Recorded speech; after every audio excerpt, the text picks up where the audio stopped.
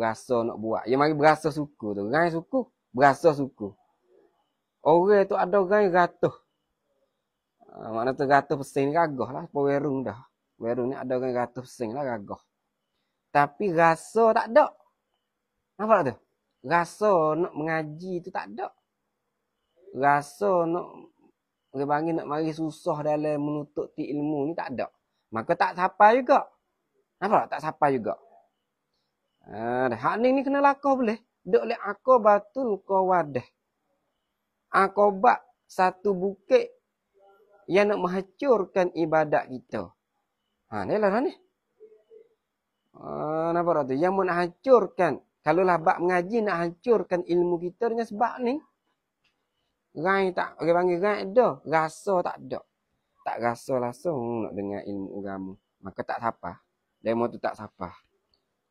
Walaupun gagah tak mana pun. Tapi sebaliknya orang tak rok, kecok-kecok. Kalau ia ada rasa.